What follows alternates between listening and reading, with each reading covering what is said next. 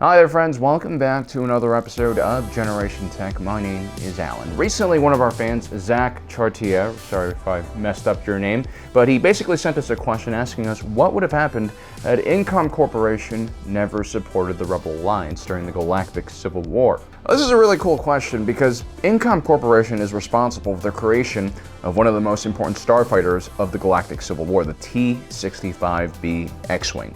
You know, the ship that Luke Skywalker used to murder a million innocent Imperials on that giant peacekeeping battle station? Remember when we said we'd stay together now until forever?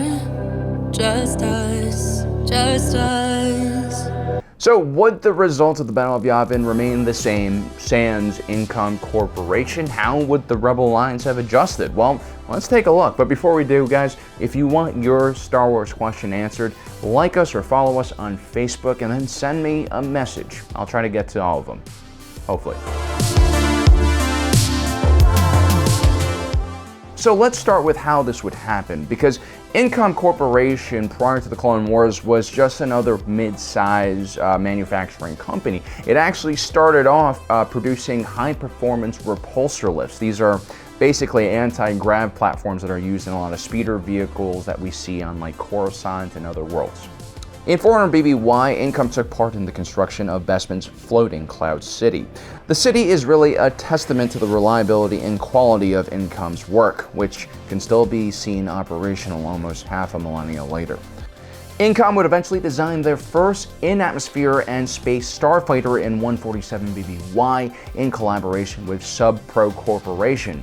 Incom and Subpro Corporation would collaborate and design some of the most iconic ships of the era, like the Z-95 Headhunter and the ARC-170 Aggressive Reconnaissance Starfighter.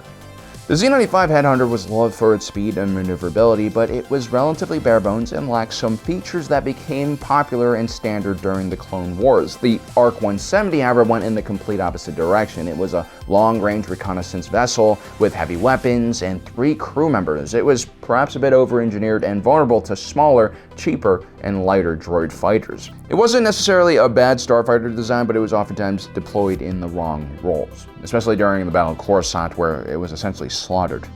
With the rise of the Empire, Incom Corporation fell into the sights of Palpatine and his massive militarization strategy. This involved nationalizing key manufacturers in the starfighter industry, and so like many other mid-sized corporations, Incom was quickly absorbed into the Imperial military-industrial complex. Now, the founders of Incom were very rebellious and independent-minded individuals, and it showed in their work and also in their company's culture.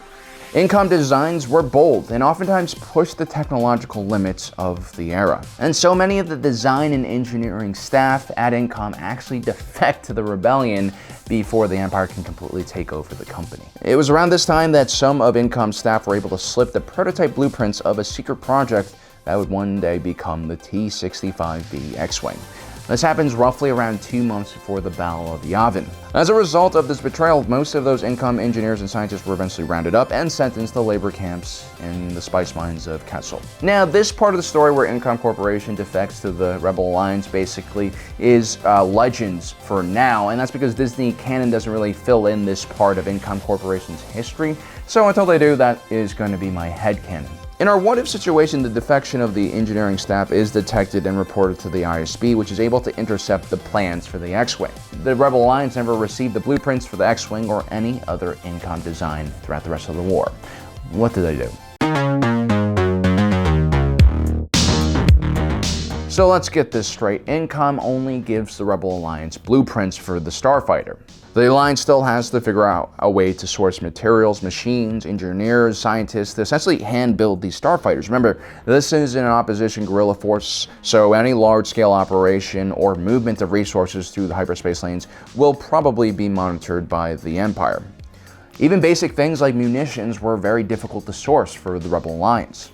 Proton torpedoes, the weapon that destroyed the Death Star, were highly regulated, for instance, by the Imperial government and were always in short supply on the black market. So most of the Rebel X-Wing manufacturing operations in the earlier years of the war would have looked more like a hobbyist assembling a kit car in his garage rather than a full-on manufacturing factory with assembly lines. Yet somehow the T-65B X-Wing miraculously was an excellent fighter. It was even reliable somehow, and it really did fit all of the needs of the Rebel Alliance Starfighter Corps. The Alliance to restore the Republic lacked carriers and large capital ships, so all Rebel starfighters needed to be able to perform long-range missions without having to dock or fly into a hangar. The X-Wing had a superior Class 1 hyperdrive, life support, food supplies, and an astromech socket for navigation support. Due to their lack of military-trained pilots, the Rebel Alliance also wanted to use a ship that was able to survive the worst of situations and keep the pilot alive, which is why the X-Wing has quad laser cannons, proton torpedoes, and a very robust deflector shield system. The X-Wing was also a relatively easy starfighter to fly, and if you take a look at someone like Luke Skywalker, just because he's a powerful Force user doesn't necessarily translate into good piloting skills. I mean, you can't just go into a machine that you've never sat in and somehow learn how to fly it, even if you are a magical space wizard. The thing is, Luke was already familiar with the T-65B's flight characteristics and control setup because as a child on Tatooine, he would routinely fly in the Incom T-16 Skyhopper. Incom purposely made sure all of their ships handled in a similar way, and since their speeders were so popular, most civilians would feel at home piloting an X-Wing as well. The X-Wing would outperform the Imperial TIE Fighter basic models throughout the entire Galactic Civil War. These smaller Imperial short-range interceptors lacked hyperdrives and shields and many other things. Despite the higher quality pilots the Empire fielded, the Rebel Alliance Starfighter Corps was able to hold its own, thanks to the advantages of the X-Wing. These are highly versatile ships. I mean, they were fast enough to escort bombers like the Y-Wing. They were also maneuverable enough to get into close-range knife fights. At the same time, they had enough munitions to take out capital ships, and were also slow and stable enough to fly in atmosphere for ground support missions. Another ship that the Rebel Alliance would lose without Incom Corporation would be the UT-60D U-Wing Starfighter Support Craft. This is another classic Incom Corp design. It's a highly versatile ship that could be used as a starfighter, support vessel, or even assault gunship with landing capability. This is a pretty important vessel because without it, the Rebel Alliance Special Forces and Ground Forces don't really have a dropship that they can use or a shuttle, unless they steal it again from the Imperials. So before the T-65B came along, the Rebel Alliance mainly used two types of starfighters, and that was the A-Wing and the Y-Wing. These ships balance each other out quite well. The RZ-1 A-Wing interceptor from Quat Systems Engineering was essentially a small cockpit strapped onto two large-size engines with a hyperdrive. It was the fastest production ship in the Galactic Civil War, and it gave the Empire a lot of headaches, so much so that they would go on to design the TIE Interceptor to counter it. The A-Wing unfortunately lacked much armor and had very basic shielding though. Some A-Wing pilots would even remove the shield generator to decrease weight. So the A-Wing was relatively fragile and also didn't have a large payload, which meant it wasn't really the best multi-purpose fighter. It was also extremely difficult to fly. Only veteran X-Wing pilots were usually given the opportunity. Also, the massive sublight engines that the A-Wing is built around were very finicky and required a lot of maintenance and spare parts. The Y-Wing had its own host of issues. It was an extremely antiquated model that had first fought in the Clone Wars. Because of its age, most Y-Wings were heavily modified and had armor panels removed to increase its sublight speed. The Y-Wing was still relatively slow compared to Imperial starfighters and were oftentimes quite vulnerable when not escorted. Y-Wings also had a lot of maintenance issues, so much so that the engine cowls were usually removed from the ship to allow quick access for Rebel maintenance crews. So the A-Wing and Y-Wing are more specialized craft. One is an interceptor, the other is a bomber, and they really don't fit the gap of a multi-purpose fighter, which is really what the Rebel Alliance desperately needed. So much so that they would actually field other older Incom models like the Z-95 and the ARC-170. Of course, these ships were no longer very modernized and it wasn't easy to find them. The Rebel Alliance also used a host of Separatist and Old Republic starfighters as well, but eventually the Rebels would be forced to find something newer that could be easily manufactured. Now, with the Empire controlling almost all starfighter manufacturing in the galaxy, it'd be very hard to find a company willing to stick its neck out like Incom, so the Rebel Alliance would have to get kind of creative.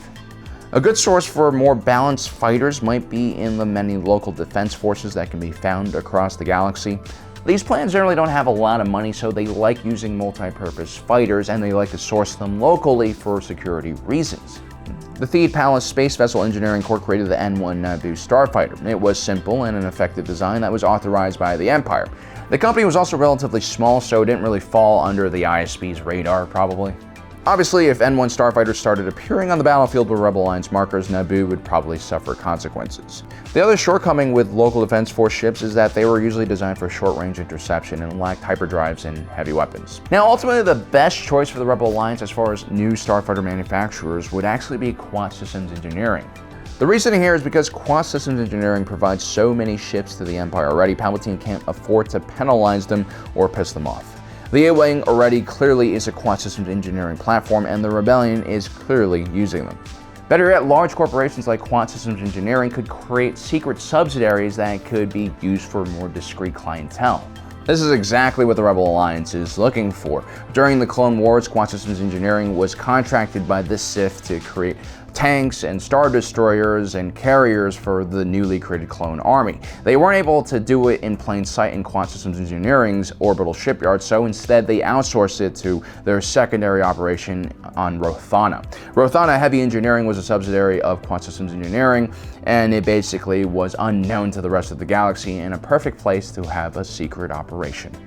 So without Incom Corporation, the Rebel Alliance would have a lot of big problems, I think, especially during the crucial Battle of Yavin, which basically kicks off the rest of the war. I think instead of having X-Wings at that battle, if they didn't have Incom, they would probably fly A-Wings and just Y-Wings.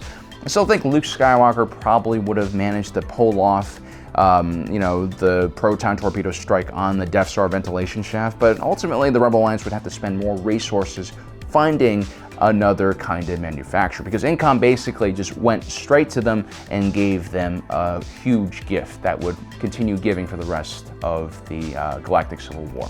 Anyway, let me know in the comments section below what you think about this scenario. Also, don't forget to subscribe and hit that notification button down below so you don't miss out on the rest of our awesome content. And as usual, thanks for joining us today. If you're watching this, you are Generation Tech.